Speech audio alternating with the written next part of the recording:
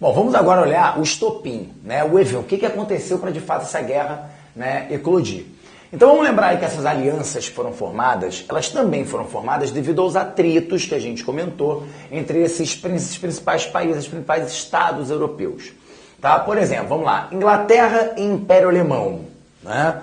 Qual é o problema entre eles? Ora, a Alemanha surge como uma grande potência industrial, o grande nome da segunda revolução industrial, a indústria automobilística, né, alemã vai despontando, e isso bota em risco, bota em xeque a posição da Inglaterra como a grande oficina do mundo.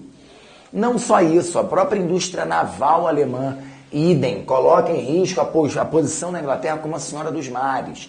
Então já viu que Inglaterra e Alemanha tem tudo aí para se bicar. Na verdade, era muito comum se falar na Inglaterra nessa época de que um dia uma grande guerra patriótica deveria acontecer contra a Alemanha, né, o Império Alemão, para que a Inglaterra pudesse voltar a controlar esse mundo de uma forma geral, né, voltar a ser a oficina do mundo, e assim todos os ingleses prosperariam, ganhariam dinheiro, seriam felizes, legal. Claro que na Alemanha também tem esse sentimento, né, que a possibilidade de uma grande guerra, de uma guerra contra a Inglaterra, né, para que a Alemanha se considere, então possa se considerar, a partir daquele momento, a grande potência industrial da Europa e do mundo. Então esse sentimento belicista existe em ambos os países. Tá? Olha aí, Império Alemão e França, a gente já falou já. A questão do revanchismo francês em relação à Alemanha. Isso é uma questão muito interessante para a gente. Reparar que o Império Alemão ele tem atrito tanto com a Inglaterra, como com a França, como com o Império Russo. A Alemanha tinha interesse naquela região dos Balcãs, a região atual do Iraque. Então você tem interesse da construção de uma ferrovia, Berlim até Bagdá. Isso atravessava os interesses russos ali do controle do estreito de Bósforo e Dardanelos. Então há um choque imperialista aí entre Império Russo e Império Alemão. Repara então que essa Primeira Guerra Mundial ela vai ser quase que uma guerra contra os alemães. Isso é muito importante para a gente entender o desfecho, para a gente entender os acordos de paz dessa Primeira Guerra Mundial, para a gente entender basicamente o Tratado de Versalhes. Perfeito?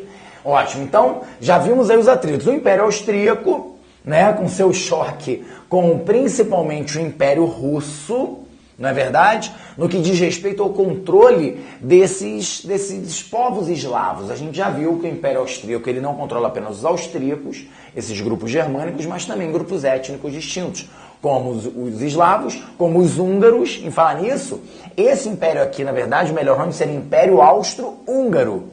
Porque depois da Guerra Franco-Prussiana de 1871, a Hungria conseguiu reivindicar, os húngaros, uma autonomia política dentro do império. Por isso a gente chama de Império Austro-Húngaro.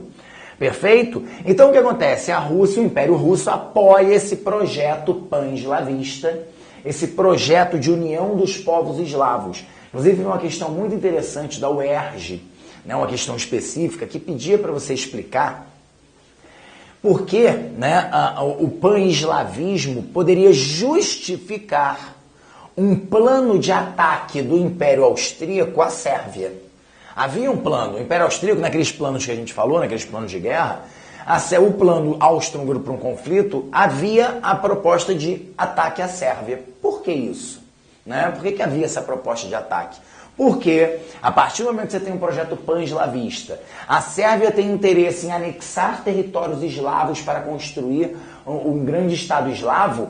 Com esse pan-eslavismo, ela colocava em risco a integridade territorial do Império Austríaco. Então o Império Austríaco, se sentir ameaçado pelo pan-eslavismo, já tinha um plano de guerra que englobava um plano de ataque ao Estado sérvio.